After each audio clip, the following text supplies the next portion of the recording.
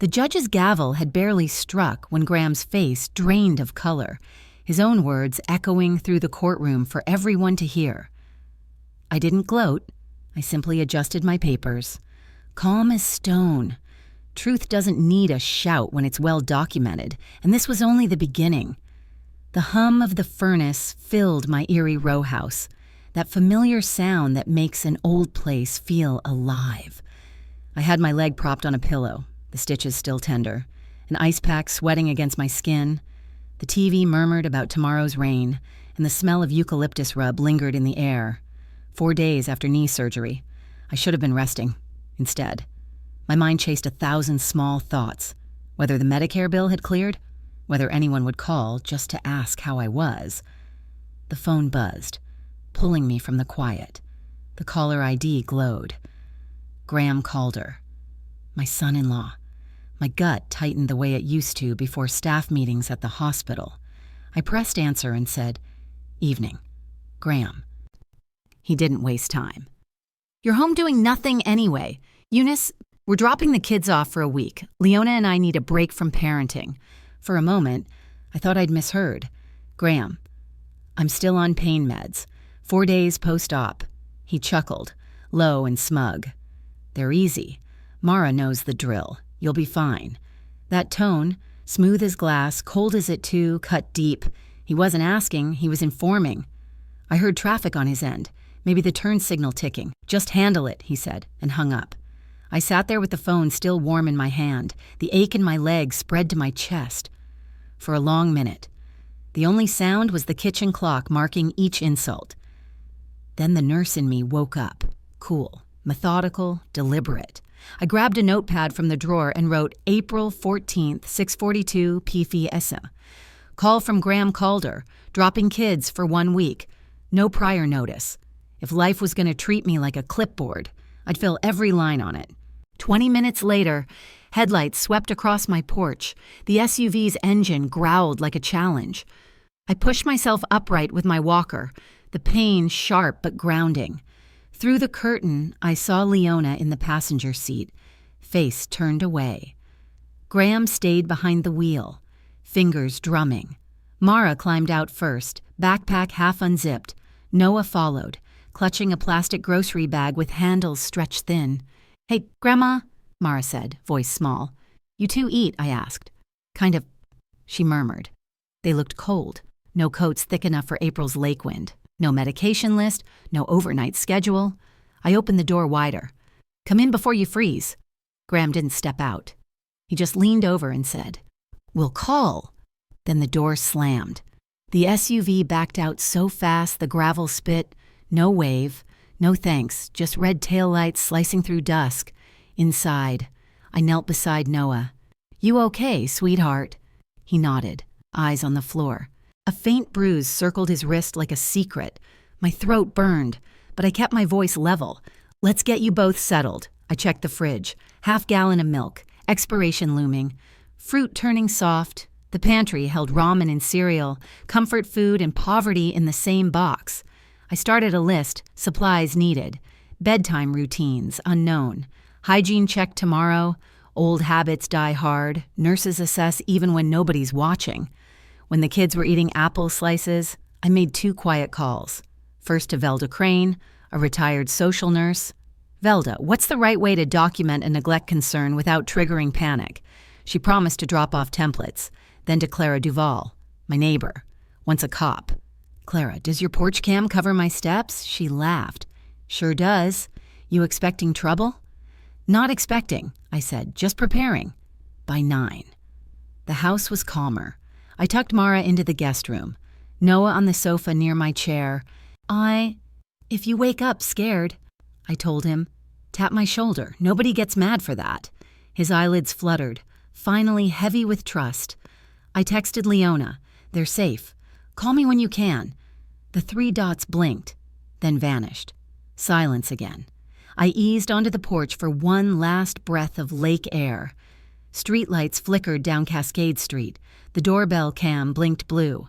A tiny guardian eye. I whispered, "Documentation is dignity." Then, in the glow of the screen, Graham's SUV crept back toward my curb. engine purring like a dare. The SUV idled long enough to make the air outside hum. I stood at the window, hand steady on the curtain, watching Graham's headlights smear against the damp pavement. I didn't blink. You don't flinch for a bully. He scrolled his phone, looked once at my porch camera, and finally pulled off into the eerie quiet. The street returned to its rhythm. Wet asphalt, a train's distant horn, my neighborhood breathing again. I checked the time, jotted his plate. The moment he'd come back, evidence was comfort, adjusting my ice wrap. I hobbled to the hallway and peeked in on the kids. Noah slept curled like a comma. Mara lay stiff, eyes half open. I whispered, "You're safe." Though I wasn't sure she believed it, I set a 6 o'clock alarm. Planned oatmeal and school calls, the kind of order that keeps grief from getting clever ideas. Morning broke soft and gray. "Rise and shine, baby," I said, stirring oatmeal with cinnamon and banana. The smell warmed the house. "Any food allergies? Asthma inhalers?" I asked gently. Noah shook his head. Mara watched me like she was memorizing kindness. I tucked a note into her backpack, just in case. "In this house, we say what we need. No one gets in trouble for needing." Her shoulders loosened. I left a voicemail for the school, marking my name clearly. "Responsible, not replacement," while tying Noah's shoes, Mara muttered. "Dad says you're useless anyway." The words hung like smoke. I didn't raise my voice. "People say silly things when they're tired," I replied. "Does Ozlis cook breakfast? Walk you to the bus?" Her eyes watered. "He says you don't have a job anymore." "I had one for 40 years, I said, meeting her gaze. "And I still have a name." I handed her the lunch I'd packed. "Keep this. You'll know it's there." Security speaks louder than sermons. My phone buzzed. A family group chat. Graham's selfie. Coffee cup raised. "Kids are fine. Grandma daycare's open." Smirk emoji. Leona's typing bubble blinked, then disappeared. I took a screenshot, labeled it, saved it. I texted. They ate. Send medical cards today. Seen at 7:19? Ignored. I typed again. Sunday pickup in writing. Adult set terms. Not emojis. We walked to the corner bus stop. I kept pace with my walker. Every step deliberate. The driver greeted them by name. Someone still paying attention. I slipped a folded note in Mara's pocket. "Ein, if you get nervous, give this to your teacher." She nodded, clutching her backpack like an anchor. On the way home, I stopped at Clara's porch. "If your camera pings after 2, text me." She tapped her phone. "Got you covered." Inside, I iced my knee, drank water, logged receipts, and called Velda. "Swing by tonight," I said. "I need another pair of eyes on documentation." By noon, a voicemail blinked. Mara missed 2 days last week. So much for Graham's easy. I called the school nurse. Clear. Factual. No drama. "I'm reachable anytime," I said. Noah's lunch account was negative. I refilled it quietly. Work is invisible when women do it right. I thought, rinsing dishes. Another text to Leona. "Medical cards, please." Scene. Silence. Every non-answer went into the record. Evening settled soft. Homework. Warm lights. Simple rules. Kitchen's open, stove's not. Feelings allowed. Yelling isn't. Mara asked if she could call me from school if she felt funny. "That's what phones are for," I smiled. Noah picked the blue towel after his bath. I wrote that down too. Choices matter. I texted the family thread one last time. "Confirm Sunday pickup," Graham replied with a thumbs up and a wink. I logged it, then turned off my ringer. Outside. Lake Erie sighed against the dark. I sat on the porch, phone aimed at the street. A new message blinked. "Graham, stop playing hero. Eunice, you're not in charge here." My fingers didn't shake. When children are in my house, I'm in charge of their safety. I hit send and dialed Leona. She answered, whispering. "Don't text him like that," I said evenly. "If you let him talk about me that way, he'll do worse to you and to them." "Leona," I said, steady as a heartbeat, "if you let him talk about me like that, he'll do worse to you and to them." The faucet dripped on her end, each drop echoing through her silence. Somewhere behind her, a fan hummed. Fear has a sound, and I've learned to recognize it. She whispered, "He's just stressed." "Stress isn't a parenting plan," I replied. You've got until 5 p.m.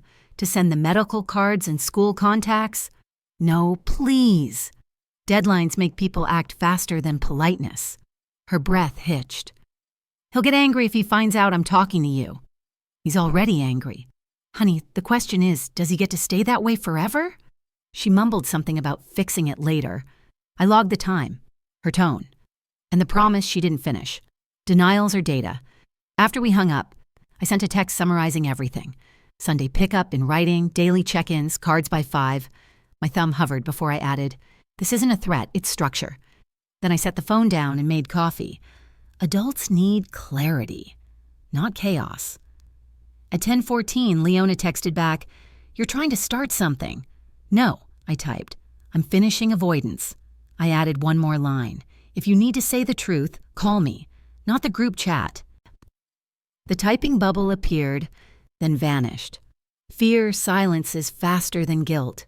By afternoon, the lace curtains glowed gold. Velda Crane knocked softly and came in with her binder under one arm. Admissible versus inadmissible, she said, grinning. Let's make sure you don't wing it. We spread papers on the dining table. Printed screenshots, timestamps, the kids' notes from school. Velda walked me through it all. Chain of custody, evidence folders, off-site backups. If you edit, you compromise, she warned. We tested the doorbell camera's mic range. Catches about 12 feet clean, she said. Clara's porch cam fills the blind spot. 2 cameras, 1 truth. Describe, don't diagnose, Velda added.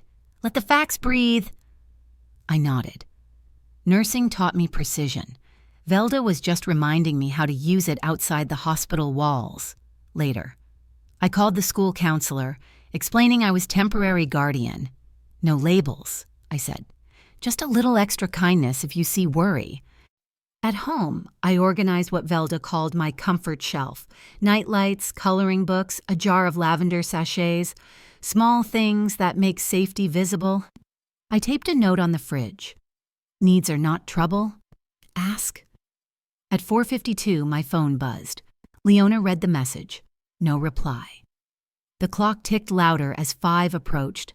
Around then, Graham posted a meme in the family chat. Something about boomer babysitters with control issues. I muted notifications and took a screenshot. He followed with, I'll swing by when I want. I answered simply. Not without notice. Kids need routine. He called next, letting it ring. I didn't answer. Documentation over debate. I forwarded the day's file to Velda's encrypted email and took my pain meds on time. A caregiver who collapses proves a bully right. Dinner was quiet, comforting. Spaghetti, green beans, a slice of cornbread. Full bellies make brave hearts, I told them. Noah grinned with sauce on his chin. Mara slipped my earlier note into her pencil case. Can I keep it there? That's exactly where it belongs. She smiled for real this time.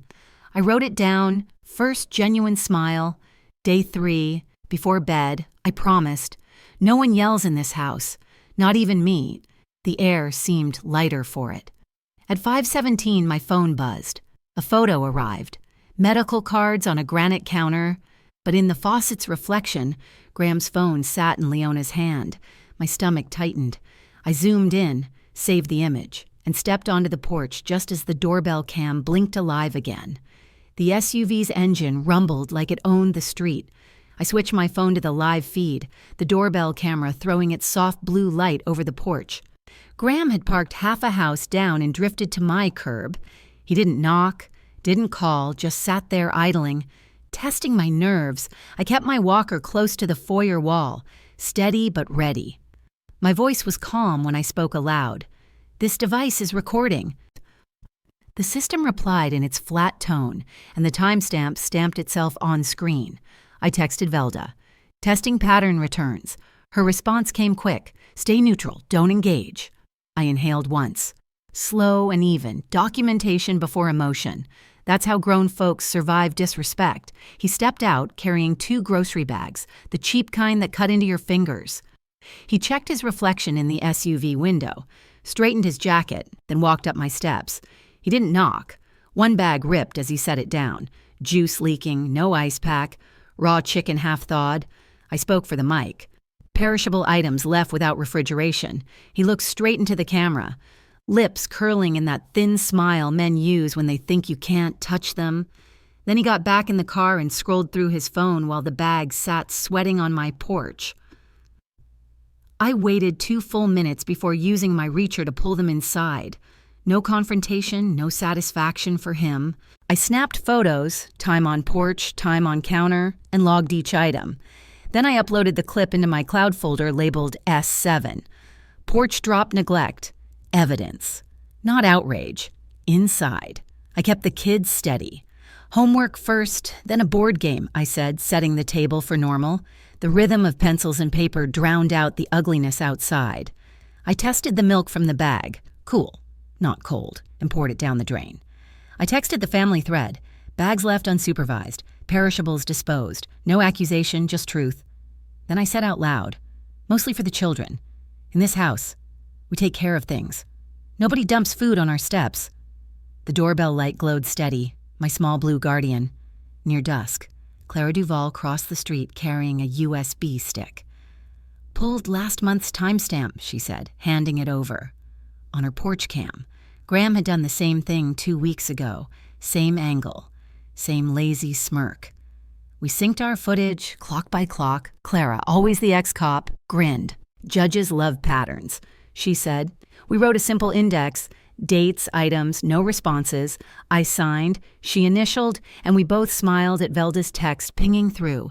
Paper trail breathes. I emailed Leona that evening. Calm, concise. 2 bags left without notice.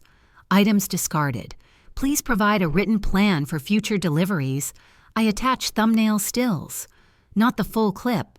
Graham chimed in minutes later with, "You're welcome for the food." I took a screenshot and muted the thread.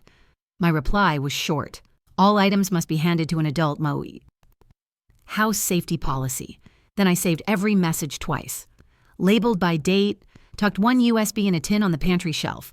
The dishwasher hummed like a heartbeat. Routine heals. Mara set her alarms. Noah folded his blue towel for morning.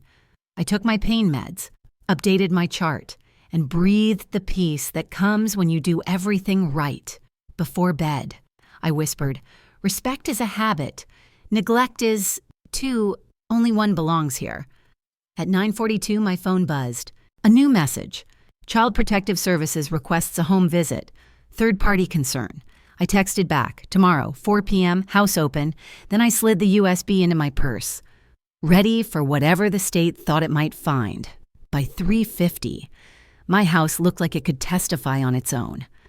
The kitchen table was lined with folders, meal logs, medication sheets, attendance notes, all neat and dated. The kids' drawings sat at the corner, bright proof of normalcy. My doorbell camera streamed live to the tablet while my phone stayed on Do Not Disturb. Only family and Velda marked favorites. I practiced the sentences I'd use. Short, factual. No emotion for strangers to misread. Describe. Don't diagnose. I murmured. Let the paper talk. Mara and Noah sat close by, nervous but ready. Tell the truth, I said softly. Short sentences. You won't get in trouble for needing something. I swallowed 2 pain pills with cold coffee. Competence over comfort. The manila folder labeled Week 1 waited by the door. At exactly 4, a firm knock. Miss Marrow? A woman's voice? Steady? Professional? I opened the door to Yvette Norcross, badge shining against a neutral blazer. Come in, shoes off area's there, I said. She nodded approval before stepping in. We moved room to room. Fridge with fresh produce, pantry stocked, kids' beds made tight. She took quiet notes while I handed her the timeline. Group chat screenshots, Clara's signed witness sheet, April 14th, 7:22 p.m. Porch drop, no handoff, I recited evenly. She noted the timestamps, checked the school contact log, and observed the fridge list. Bedtime, wake up, meds. The kids spoke with her in the living room. I stayed within earshot, silent but present. Respect is space, not distance. Mara's voice carried steady through the doorway. Grandma cooks for us. Dad leaves food on the porch. Yvette's pen moved. You don't eat that food? Sometimes it's bad, Mara said, quick glance at me. Noah, fiddling with his blue towel. whispered, "This one's mine here." Yvette smiled and wrote again. I clarified absence dates, nurse calls, and lunch account payments. Yvette photographed the homework corner and food log, adding chain of custody notes to her tablet. When she asked about the medical cards, I showed her the photo, Graham's phone reflected in the faucet. She looked at me sharply, jotting control coercion pattern, possible. Then she advised, "Keep all contact in writing." I nodded. "That's already house policy." While she wrapped her inspection, my phone lit up, family thread exploding. Eunice is confused post-surgery, followed by a meme about boomer babysitters. I didn't touch it. The live view tablet caught Graham's SUV circling. I logged the message times by hand, another ping. Clara forwarded me his Facebook post. "Sad when old folks weaponize pity." I turned the screen toward Yvette. "There's defamation live while you're here. Why?" I said. She kept her composure, pulling her phone to screen record. "Noted for context," she replied. I reminded myself quietly, "Don't chase smoke. Collect it."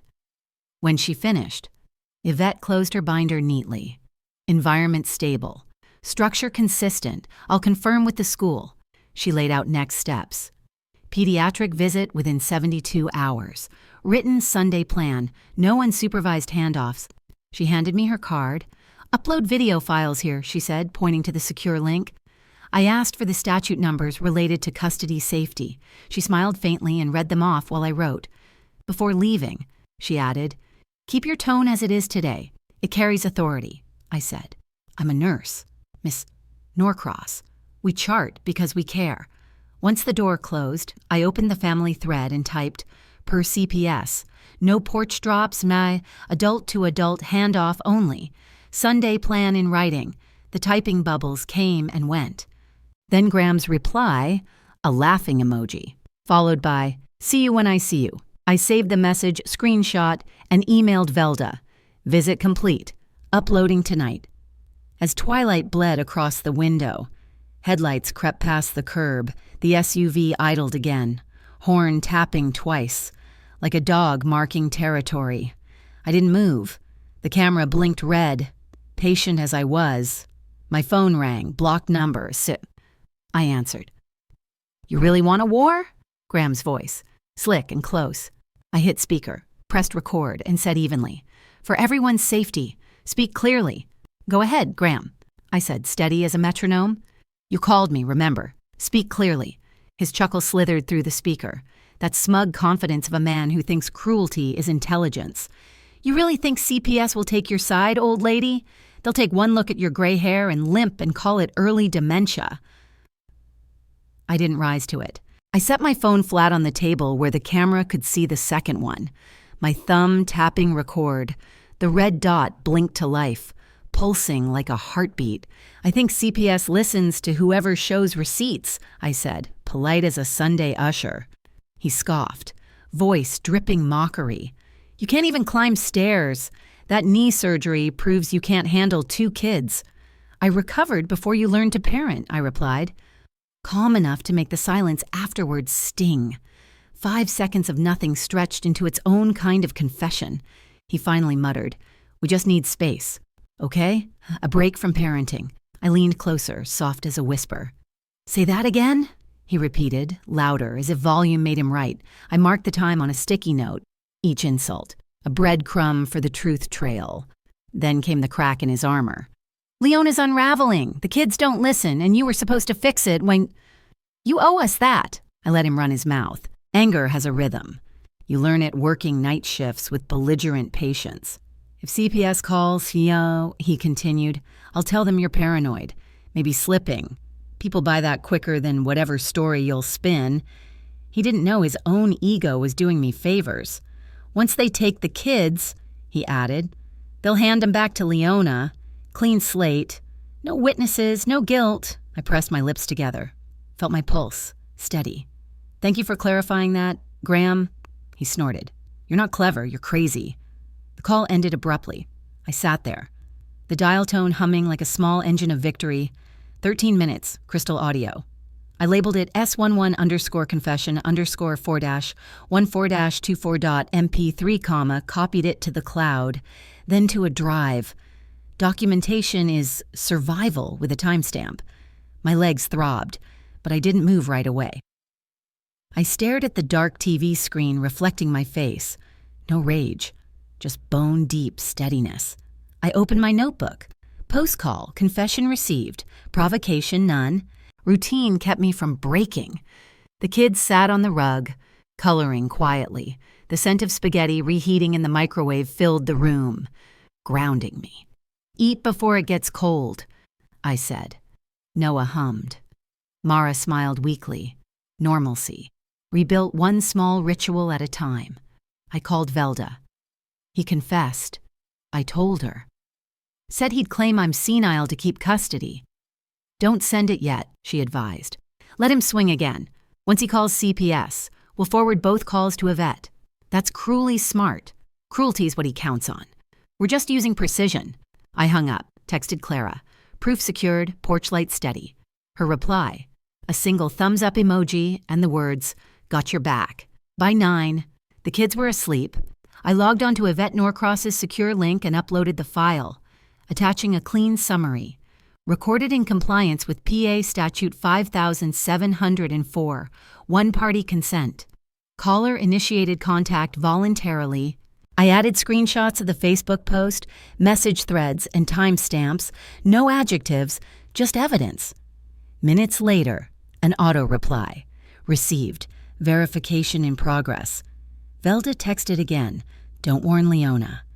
Silence makes the next move louder. I nodded to myself. Strategy breathes better in quiet air. I took the flash drive labeled Final Copy, Truth, sealed it in a freezer bag, and buried it behind frozen peas. Old nurse trick. The freezer keeps both food and justice preserved. The night stretched long, eerie wind pressing soft against the windows. I made chamomile tea and turned off every overhead light, but one by the curtain. Calm houses repel chaos. I practiced what I'd say if CPS or the police showed again. I'm not angry. I'm ready. My late husband's words floated up from memory. Never fight angry. Fight documented. He was right. My battle armor was ink, folders, timestamps, truth. On the table lay 3 folders, legal, medical, emotional, each labeled in my handwriting.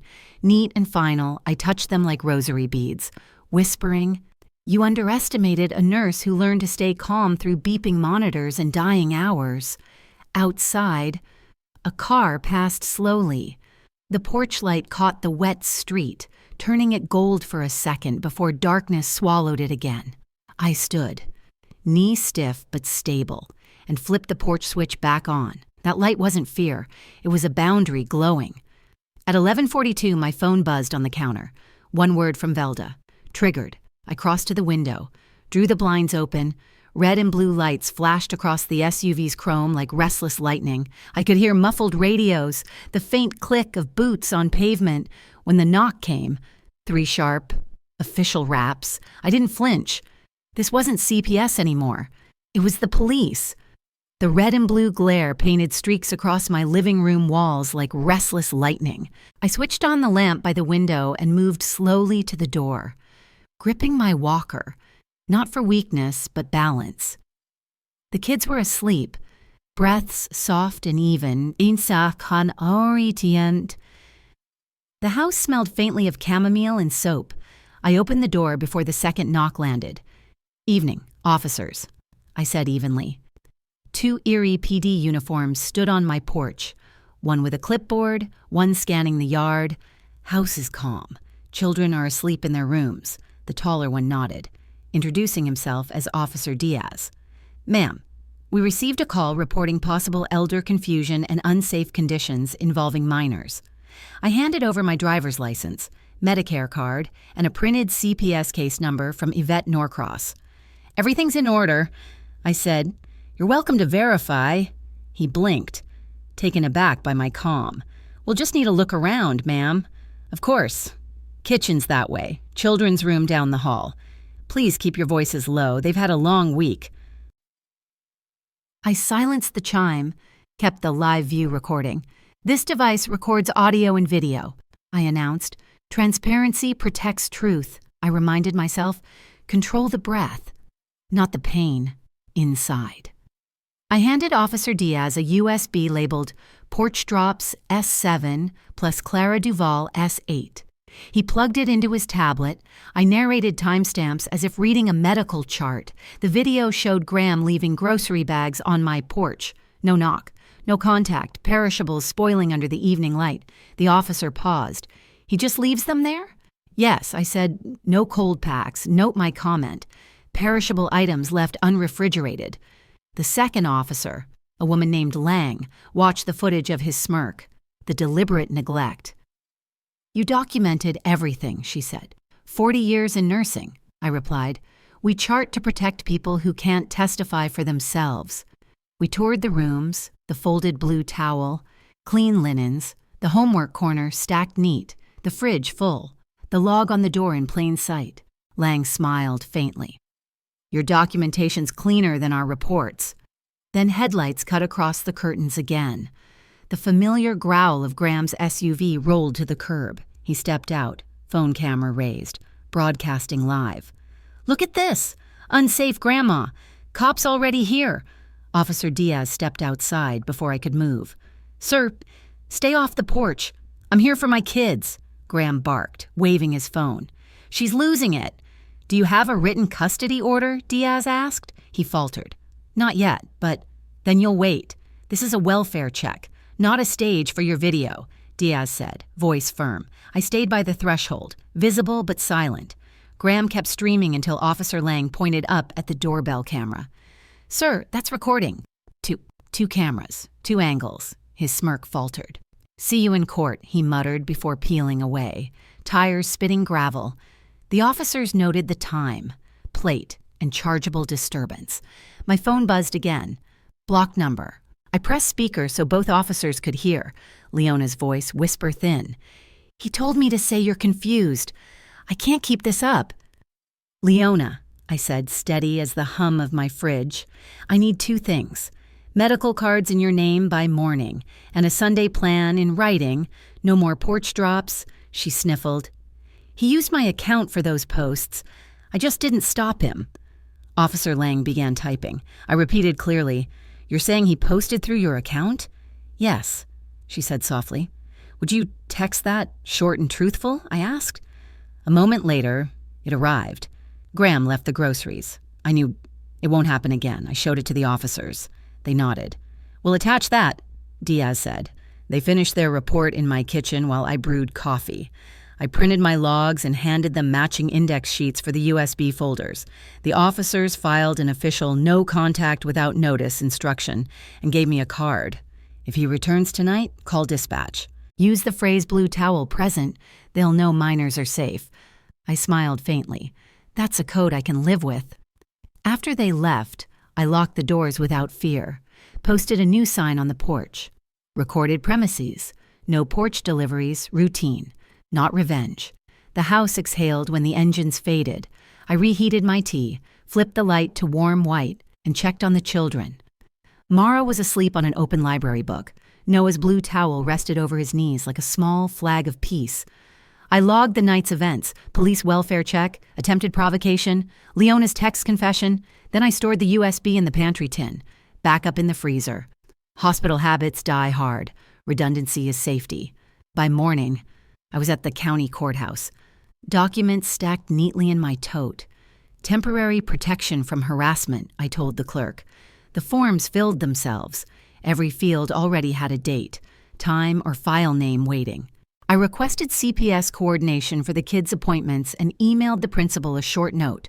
Routine stable. Will notify of any legal developments. Adults handle storms so children can sleep. At 8:45, Officer Lang emailed the official incident number. Body cam footage verified. She wrote, "You handled this well, ma'am." I replied, "I've practiced crisis management since 1979. Thank you for believing quiet women." I packed the final folder. USB. Leona's text, group chat logs, under a label. Court ready. It didn't feel like triumph. It felt like breathing clean air after smoke. Near noon. My phone vibrated again. Court notification, emergency hearing Friday morning. CPS, school counselor. And Leona subpoenaed. Porch footage accepted. I exhaled and set the folder on the table. The paper edges were smooth beneath my palm. "We'll eat," I whispered toward the children's room. "We'll sleep, and we'll show up." Outside. Daylight broke over Erie's rooftops, bright and cold. And when Friday comes, I intend to walk through those courthouse doors first. I arrived before the courthouse opened, gray clouds hanging low over Erie. My tote bag, labeled Court Ready, sat beside me on the bench like an old friend. USB drives, printed logs, Leona's text, the CPS card from Yvette Norcross, and the incident number from the police report. I went through security calmly, declaring, "Evidence media." The clerk inspected the chain of custody receipts and tagged the envelope. I inhaled deeply, steadying my breath the way I used to coach families during crisis shifts. Velda Riker met me at the benches, gave my hand a short squeeze. "You've got this," she murmured. "We don't fight angry," I reminded her. "We fight documented." A small smile flickered between us, shared understanding between two women who'd seen too much. When court began, I stood tall, pain tucked neatly behind posture. The judge called the case, voices echoing off cold walls. I raised my right hand, sworn in, and took the stand. My attorney nodded once. We'd rehearsed brevity, not speeches. "Please describe the week," the judge requested. I detailed the porch drops, the CPS inspection, the police welfare check, the pediatric follow-ups, each exhibit labeled clearly, C2, D1, F3, like dosage notes on a patient chart. Yvette testified first. Stable routines, consistent care, documented safety plan ignored by father. The school counselor followed, reporting improved attendance and calm demeanor in the children. The judge glanced toward me. "Miss Harris, how's your health?" "Post-surgery, Your Honor. Independent with supports. I drive short distances, cook daily, and lift safely." No pity requested, only competence offered. Then the room shifted. My counsel pressed play. Graham's voice spilled into the speakers, sharp and careless. "You were supposed to fix it. You owe us. I'll tell CPS you're senile." His own trap played back in full color, each insult etched in evidence. A few jurors blinked. The bailiff's eyes darted toward me, surprised by my composure. The doorbell video followed, Graham leaving milk in the sun, revving the SUV horn twice. April 14th, 7:32. I narrated softly. Camera timestamp matches log entry. Then came the Facebook smear from Leona's account and her text projected large. Graham left the groceries. I knew it won't happen again. Silence folded over the courtroom like heavy fabric. The judge leaned forward. "Miss Harris, why did you record this?" I answered simply. "Because children can't testify for themselves. Your Honor." Graham tried to interrupt, face red, voice cracking. "Whoa. She's twisting." The judge raised a hand. "Sir, the audio is uninterrupted. Your own words stand as they are." That moment broke the tension. Evidence had spoken louder than accusation. The gavel struck once, and the orders came in clear sequence. "Emergency physical custody to Miss Harris," the judge declared. "Supervised visitation for Miss Fisk at the family center only. Mr. Kincaid barred from contact pending evaluation." I exhaled slowly, steady as prayer. Protection from abuse granted, no drive-bys, no posts, no indirect contact. The judge continued. "Social media takedown within 24 hours. Mandatory parenting classes.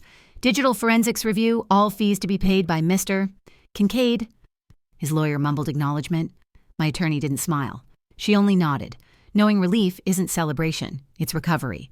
The judge's last line echoed, "This grandmother's documentation is exemplary." Outside, spring air bit at my face, brisk and clean. Velda met me on the courthouse steps. "You dropped the mic without raising your voice," she said. I chuckled softly. "It's not about loudness, it's about accuracy." I called the school counselor. "Kids are to finish their regular routine," I said. "We'll talk tonight." I texted Leona. Visitation path is open through the center. Boundaries stand. No venom, just truth. Then I walked to the clerk's window, filed the certified order, and emailed copies to a vet and the principal.